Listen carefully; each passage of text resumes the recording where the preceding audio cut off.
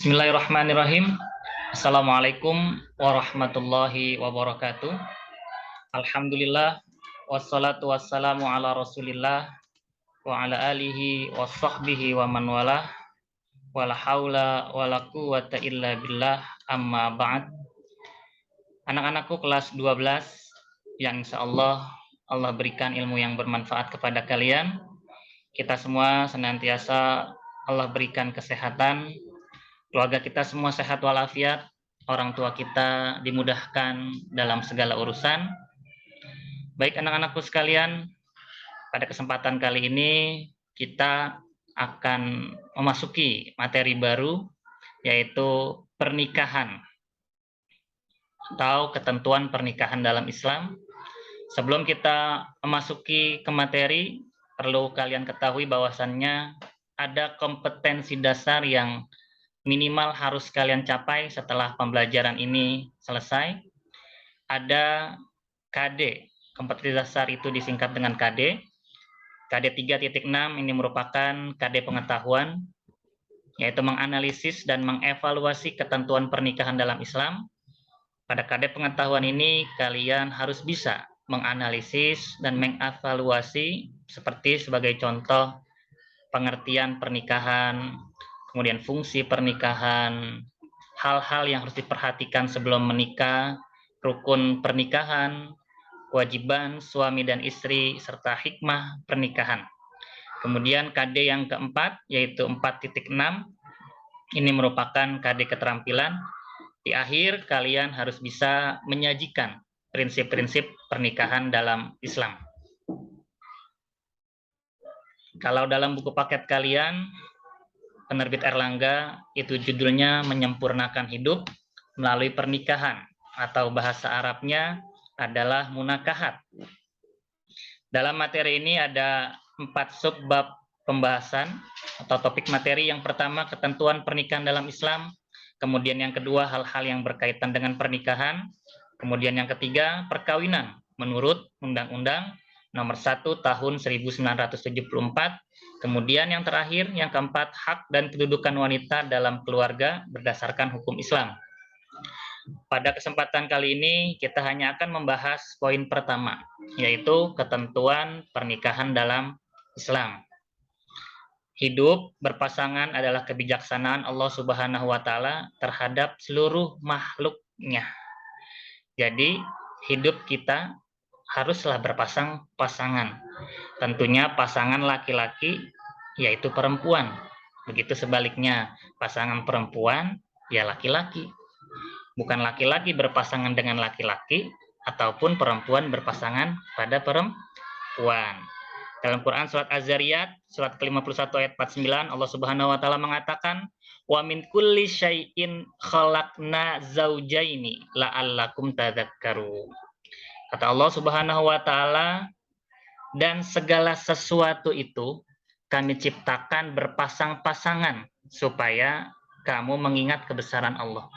Jadi hidup berpasang-pasangan itu merupakan kebesaran Allah dan kebijaksanaan Allah kepada kita. Ya, segala sesuatu berpasang-pasangan Allah ciptakan. Malam pasangannya siang. Tangan kanan pasangannya tangan kiri. Bukan tangan kanan tangan kanan, kiri-kiri. Bapak pasangannya ibu. Ibu pasangannya bapak. Jadi bapak tidak berpasangan dengan bapak. Kalau bapak berpasangan dengan bapak namanya bapak-bapak. Jadi ibu berpasangan dengan bapak, bukan ibu berpasangan dengan ibu. Kalau ibu berpasangan dengan ibu, namanya ibu. Namanya pasangan itu bapak dan ibu. Seperti itu. Kemudian dalam surat Yasin juga dikatakan, Allah berfirman, Subhanalladzi khalaqal azwaja kullaha. Maha besar Allah, maha suci Allah, maha hebat Allah yang telah menciptakan kita, menciptakan segala sesuatu itu berpasang-pasangan. Ya, jadi kita harus berpasang-pasangan. Jangan sampai pasangan kita itu sejenis, laki dengan laki, itu tidak boleh. Itu melanggar fitrah. Karena pernikahan merupakan fitrah pribadi, ya, fitrah masyarakat. Dalam surat Ar-Rum, ini surat yang sering kita lihat tampil di setiap undangan pernikahan. Ayat 21, wa min ayatihi an khalaqalakum min anfusikum azwaja litaskunu ilaiha wa ja'ala bainakum mawaddatau warahmah. Ini fitrah manusia, ya. Dari tanda-tanda kebesaran Allah, Allah itu menciptakan kalian berpasang-pasangan.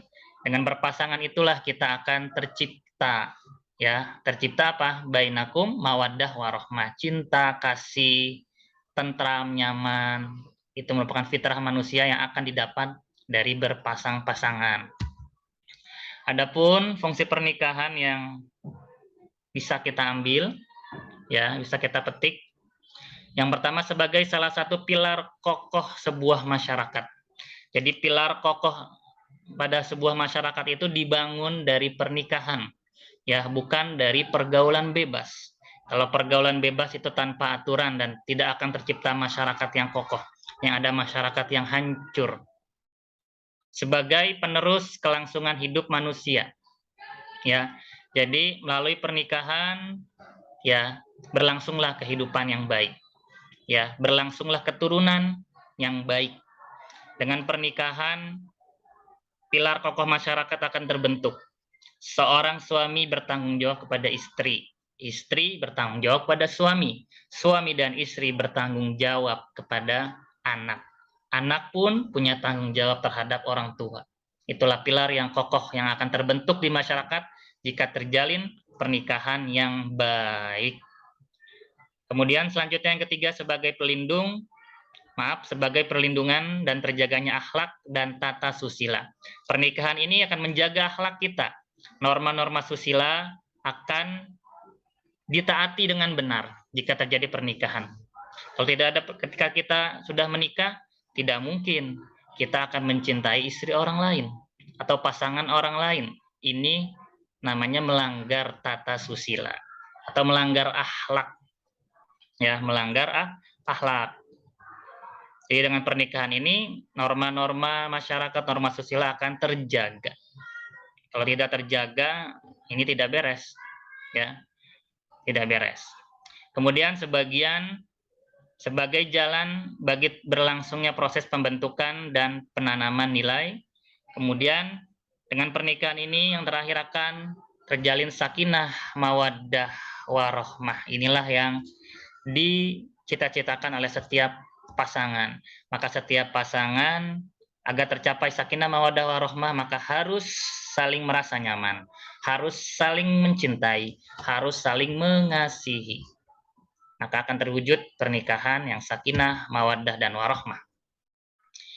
Baik anak-anakku, kemudian selanjutnya hal-hal yang penting yang perlu diperhatikan menuju pernikahan. Yang pertama, adanya kesiapan fisik dan mental. Jadi bukan atas dasarnya cinta kemudian kita menikah, tapi ada yang harus kita perhatikan, ya. Yang pertama, kesiapan fisik. Kesiapan fisik menurut ilmu kesehatan, seorang pria siap menikah itu sudah matang fisiknya, sudah siap fisiknya di usia 25 sampai 30 tahun. Sedangkan untuk perempuan itu usia 20 sampai 25. Pada usia tersebut, fisik dan mental seseorang sudah stabil dan siap untuk mengarungi bahtera rumah tangga. Kemudian hal yang kedua yang perlu kita perhatikan, kalian perhatikan adalah kematangan mental dan kepribadian pendidikan.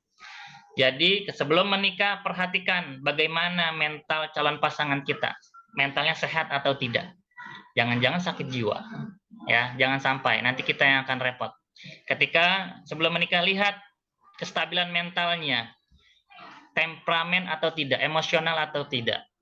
Kalau temperamen, emosional, tidak bisa mengatur emosinya, ya, maka siap-siap dalam mengarungi bahtera rumah tangga akan terjadi goncangan-goncangan. Bahkan tidak menutup mata akan terjadi peristiwa KDRT seperti yang kemarin viral, ya, Rizky Biliar. Ya. Kemudian kepribadian pendidikan, harapannya dengan meningkatnya pendidikan seseorang itu mentalnya, emosinya stabil dan dia terjaga. Kemudian selanjutnya faktor penting memilih pasangan. Harus satu agama, beda agama tidak boleh dalam Islam. Hindari pasangan yang buruk kepribadiannya, ya seperti tadi yang Bapak jelaskan, fisik mentalnya harus bagus. Kemudian yang ketiga tetap memelihara kesucian diri dalam pergaulan. Dalam proses memilih pasangan pun tetap menempuh jalan suci. Jadi kita perhatikan pasangan kita terjerumus tidak dalam pergaulan bebas. Ya, jangan-jangan kita menikahi seorang wanita, ternyata wanita itu sudah pernah digauli atau bahkan sedang mengandung anak dari orang lain. Hati-hati, perhatikan. Ya, jika kita memilih pasangan, khusus bagi laki-laki yang perempuan, lihat, perhatikan apakah perempuan itu terlahir, anak perempuan itu terlahir dari pernikahan orang tuanya yang sah atau tidak. Karena kalau tidak sah, maka wali keturunannya terputus. Kalau misalkan orang tua yang tidak sah dalam pernikahan yang menikahinya, maka pernikahan kalian tidak sah. Maka harus kalian perhatikan benar-benar kesucian calon pasangan kalian, baik secara sucinya dia ataupun sucinya jalinan pernikahan orang tuanya. Ini bagi yang perempuan, karena perempuan akan dinikahkan oleh wali. Kemudian memohon pertinggahan pada Allah melalui salat istikharah. Dan ini kalau kita ya sedang labil, milih A apa B, maka mohonlah sama Allah. Baik, kemudian ada hukum pernikahan. Hukum pernikahan ini ada 5 sesuai dengan kondisinya. Ya, hukum yang pertama yaitu jaiz atau mubah. Ini adalah hukum asli pernikahan. Artinya bagi setiap orang yang sudah memenuhi syarat, ia berhak untuk menikah. Kemudian haram. Bagaimana orang yang haram menikah? Yaitu orang atau pasangan yang menikahnya hanya memiliki maksud yang buruk, ya, jahat, maksud jahat, baik itu untuk pasangannya maupun diri sendiri. Contoh misalkan dia menikahi pasangannya hanya untuk menguasai harta warisannya. Setelah menikah, pasangannya diracun atau orang tuanya diracun. Itu tidak boleh, itu haram. Kemudian makruh. Ya, setiap pasangan yang mempunyai keinginan menikah tetapi belum mampu memberi nafkah sandang pangan papan ini makruh, ya. Maka harus mempersiapkan diri terlebih dahulu. Kemudian sunnah. Hukum ini berdasarkan pemahaman bahwa siapa saja yang mampu memenuhi syarat nikah namun tidak khawatir berbuat zina, ia disunahkan melalui pernikahan. Ya, sudah mampu tapi bisa menahan diri, boleh tuh menunda. Ya, boleh menunda. Ya, sunnah dia, nggak apa-apa, nggak mempercepat pernikahannya. Tapi karena dia bisa menahan. Tapi kalau nggak bisa menahan, harus wajib segera menikah. Nah, ini yang wajib nih. Ya, bagi semua orang yang sudah memenuhi syarat, kemudian dia khawatir terjadi perzinahan, maka ia wajib melakukan pernikahan. Baik, selanjutnya tujuan pernikahan. Yang pertama, memenuhi kebutuhan seksual yang halal, sah, dan suci. Ya, ini merupakan kebutuhan pria dan wanita dewasa. Ya, maka bagaimana cara memenuhi kebutuhan seksual yang halal dan suci? Yaitu dengan pernikahan. Kemudian tujuan yang kedua untuk memperoleh keturunan yang sah. Tadi seperti yang sudah dijelaskan. Kemudian tercapainya ketentraman hati. Ya, dengan menikah akan tercapai sakinah, tentram, mawaddah, warahmah. Kemudian selanjutnya untuk mewujudkan keluarga bahagia, sejahtera.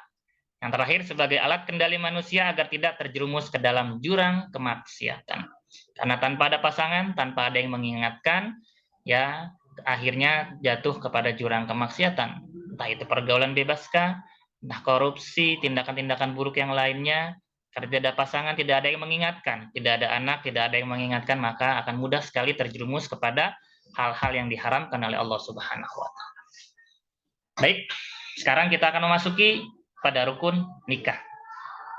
Rukun nikah hanya ada 5. Yang pertama, calon suami harus ada. Kalau mau nikah, calonnya harus ada, nak. Calon istri juga harus ada. Adanya wali. Wali ada 2, wali keturunan atau wali nasab, ya. Yang kemudian yang kedua adalah wali hakim dari KUA. Jika kita tidak memiliki wali, mungkin tadi seperti yang Bapak jelaskan terputus keturunannya karena terlahir dari pernikahan yang tidak sah orang tuanya, maka harus ke wali hakim, wali KUA. Atau mungkin juga terjadi ketika wali nasab itu tidak ada karena dia sebatang kara, tidak punya keturunan, ya, atas nggak ada, sehingga maka jadi wali hakim. Kemudian yang keempat, adanya 2 orang saksi dan adanya akad atau ijab kabul. Next, orang-orang yang tidak boleh dinikahi dari keturunan ibu dan seterusnya ke atas. Jadi kita nggak boleh tuh nikahi ibu kita, bapak kita, kakek kita, nenek kita. Terus keturunan ke atas itu nggak boleh kita nikahi.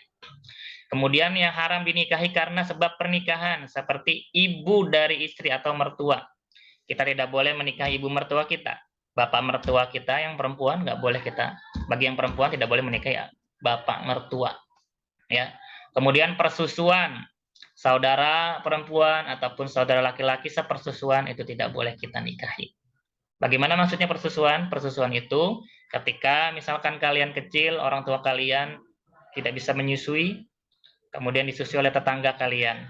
Tetangga kalian juga punya anak yang berlawanan jenis dengan kalian, sehingga itulah disebut dengan saudara persusuan. Ketika menyusu dengan seseorang, maka seseorang itu punya anak, maka anak itu merupakan saudara persusuan. Itu haram untuk dinikahi. Kemudian yang terakhir karena dikumpul, ini tidak boleh. Mengumpulkan saudara perempuan dari istri nggak boleh. Ya, seseorang menikahi istrinya, kemudian adik dari istrinya dikumpul dalam satu waktu, ya, memiliki 2 istri, adik dan kakak, ini tidak boleh, haram hukumnya. Kewajiban suami istri, ya, menjadi pemimpin bagi seorang suami, memberi nafkah, bergaul dengan istri secara yang baik, memberikan kebebasan berpikirnya. Tidak boleh KDRT, harus secara yang baik, ma'ruf. Memberi kebebasan berpikir dan bertindak kepada istri sepanjang sesuai dengan norma-norma Islam. Bagi istri harus taat dan patuh kepada perintah suami selama perintah suami itu perintah yang baik. Ya, kalau tidak baik kita wajib untuk meninggalkannya. Suami kita nyuruh kita maling, kita wajib nolak, tapi dengan kata-kata yang ma'ruf, kata-kata yang baik. Selalu menjaga kehormatan diri dan rumah tangga, bersyukur atas nafkah yang diterima, dan terakhir membantu suami dan dalam mengatur rumah tangga. Hikmah terakhir, ya, ada 4 hikmah yang bisa kita ungkapkan dalam pertemuan ini. Yang pertama, menenteramkan hati. Pernikahan bisa menenteramkan hati, menenangkan pikiran, melegakan perasaan. Ya, sejatinya ketika kita sudah menikah, maka kita harus tentram, kita harus lega perasaan kita harus merasa puas dengan pasangan kita. Ya, jangan ketika menikah, ya, pikirannya nggak tentram, sehingga masih melirik, ya, berhubungan dengan lawan jenis, melampaui batas. Ini tidak menenangkan pikiran, mengikuti hawa nafsu, dan ini yang tidak baik, ya. Akhirnya terjadilah pelakor, itu nggak boleh, tidak baik, ya. Kemudian hikmah yang selanjutnya, menyalurkan hasrat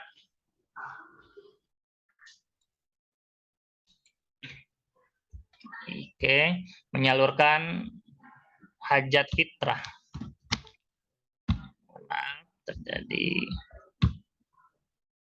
Menyalurkan hajat fitrah biologis yang halal, sah, dan mendapatkan keturunan guna melanjutkan hidup yang berkualitas. Kemudian yang ketiga, membina silaturahmi kedua keluarga, ya, agar sejahtera, bertanggung jawab sesuai dengan fungsi ibu dan bapak dalam rumah tangga yang sakinah. Kemudian yang terakhir, hikmah pernikahan, yaitu menghindarkan diri dari penyakit-penyakit kelamin yang merusak fisik, mental, serta terhindar dari krisis moral dan masyarakat. Dengan pernikahan, ya, tentu kita hanya berhubungan dengan satu pasangan, yaitu pasangan kita, ya, bukan pasangan orang lain. Ketika pasangan orang lain, apalagi sampai kita, ya, naudzubillah min zalik, bergaul bebas, itu akan terjadi hal-hal yang tidak diinginkan, seperti penyakit-penyakit kelamin dan lain sebagainya. Baik anak-anakku, itu saja yang dapat Bapak sampaikan pada kesempatan kali ini.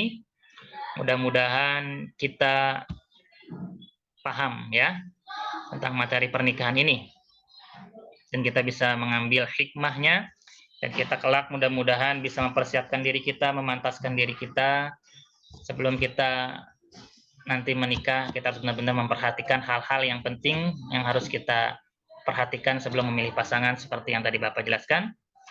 Mari kita akhiri dengan mengucapkan hamdalah. Alhamdulillahirabbil alamin. Subhanaka Allahumma wa bihamdika asyhadu an la ilaha illa anta astaghfiruka wa atubu ilaik.